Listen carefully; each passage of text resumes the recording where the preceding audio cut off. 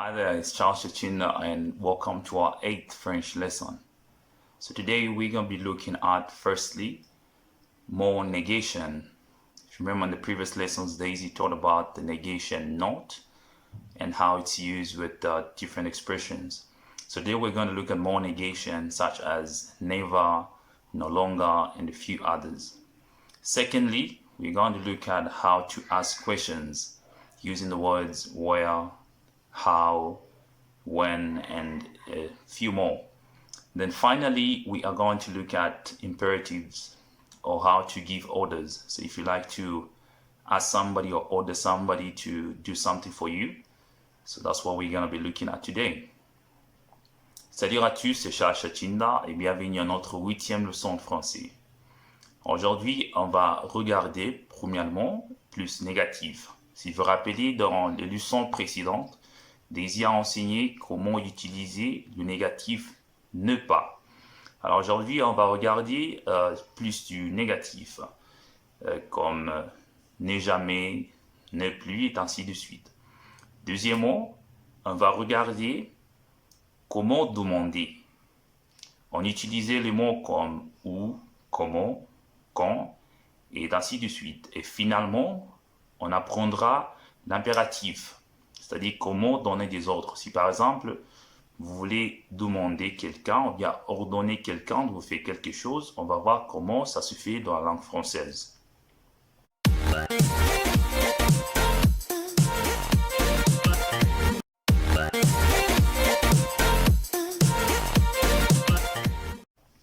So to start with, we're going to look at negations.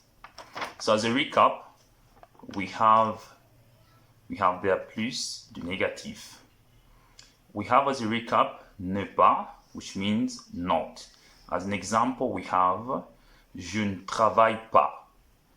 Je ne travaille pas, which means I do not work or I am not working.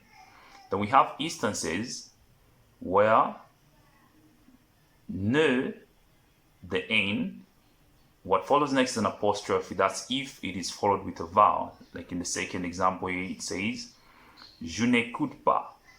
You see, E is a vowel, or U, in the French language. So it reads, je n'écoute pas, which means I am not listening, or I do not listen. Then now we'll go straight to more negatives, or negation. We have ne jamais, which means never. We have an example here.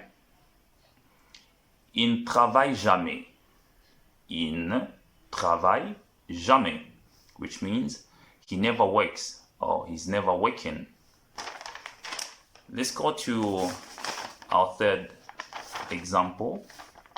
Our third example is ne rien, which means nothing. We have an example here.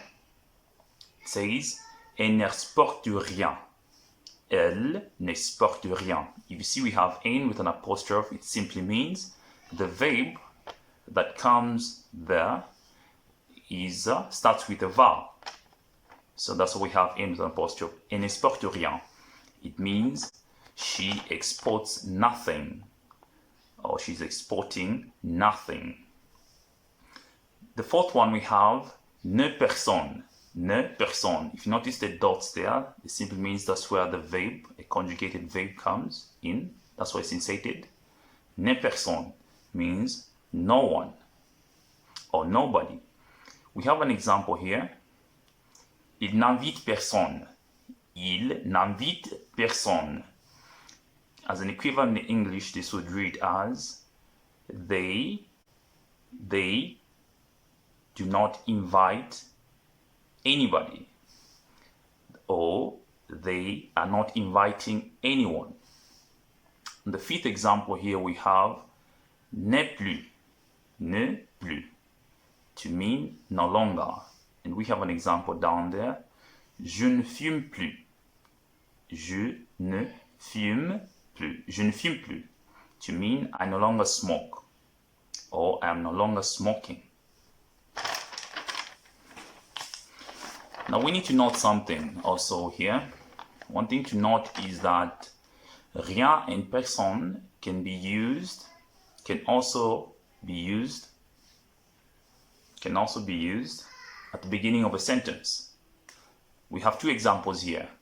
We have rien n'est cher to mean nothing is expensive. So we can use rien, and then the ne comes in, which is, of course, is always supposed to be followed by a verb in its right conjugation. And since it starts with a vowel, we have an apostrophe again. Rien n'est cher, nothing is expensive. And then, as the last example, we have personne ne fume ici. Personne ne fume ici, to mean nobody or no one smokes here.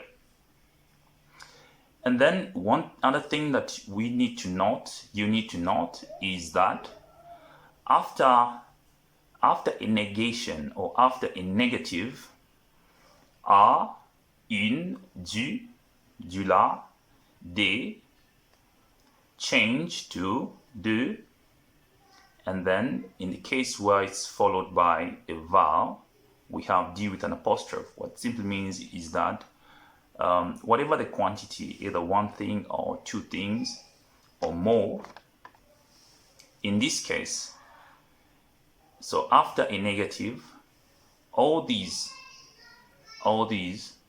subject pronouns, we call them, that can describe the quantity of a thing, change to de, or that one with an apostrophe. We have an example here.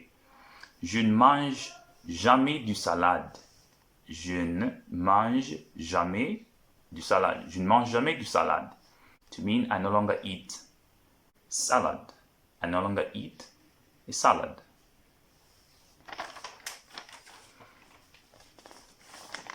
Now we're going to look at how to ask.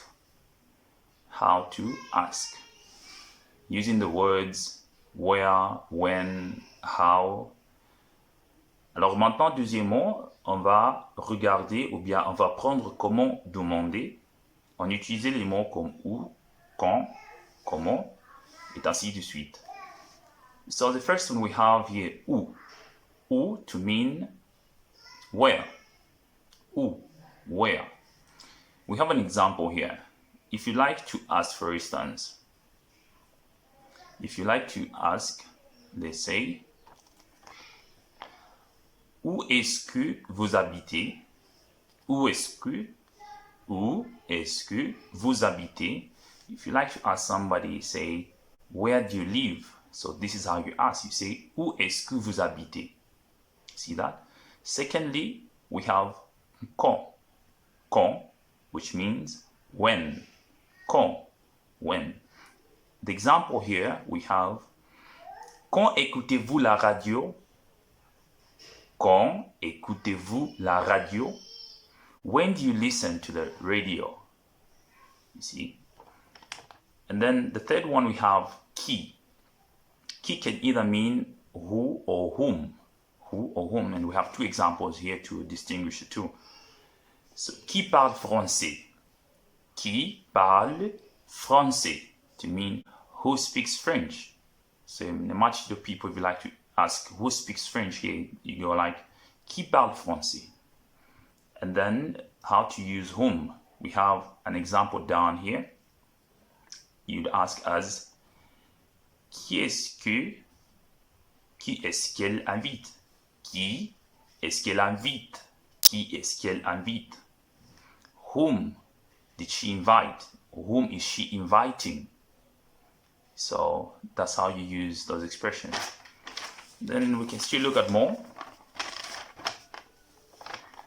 such as comment. Comment. Comment to mean how. So if you notice in the group in the morning, I go like, bonjour à tous, comment allez-vous? So comment means how. As an example, we have comment allez-vous? Comment allez-vous? How are you? And literally speaking, or a direct translation will be, how do you go? And then the fifth one we have pourquoi. Pourquoi. Pourquoi. Pourquoi. Which means why. Pourquoi. Pourquoi téléphone-t-elle? Pourquoi téléphone téléphone-t-il? Pourquoi téléphone-t-il is an equivalent of why is she calling, or why is she calling, why is she telephoning, is a direct translation. Why is she calling, if you like to ask a question. And then pourquoi, which is why. If you like to give a response, you always go like because in the English language. So in French, because in French will be equivalent of parce que. So you answer as parce que, because, and then you explain.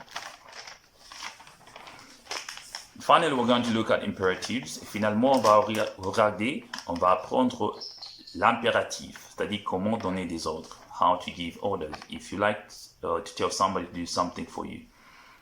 Si vous voulez dire à quelqu'un de vous faire quelque chose, voilà. So there's something that you need to note, is that to order somebody or tell somebody to do something for you, all you have to do is omit. We have vous, which is you, tu, and nous, as conjugated in the present tense. As conjugated in the present tense of the verb. So as an example, if you like to tell somebody, say call her, for instance. If you just like to say call, you say téléphoner, and then you are, let's say, at the supermarket, and then there's a list of items, and then you like to tell somebody, ask somebody to choose. You're like choose whichever you want here. So choose would be choisissez. And then number 3, if you like to say, let's invite Paul. You're a number of you and you like to invite your friend Paul, you go like invito Paul. Invito Paul would be let's invite Paul. And then in their negations, if you want to say, for instance, you want to tell somebody, do not call, you go like ne téléphonez pas, ne téléphonez pas. And then if you like to say, let's not invite Paul, you'd go like n'invito pas Paul.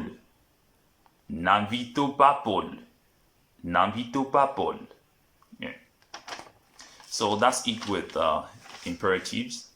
So remember, we looked at 3 things. We looked at more negations, and we looked at how to ask questions, and then finally we looked at imperatives. So this marks the end of our lesson. Just keep on revising, ask questions where you're not clear, and I'll see you in the next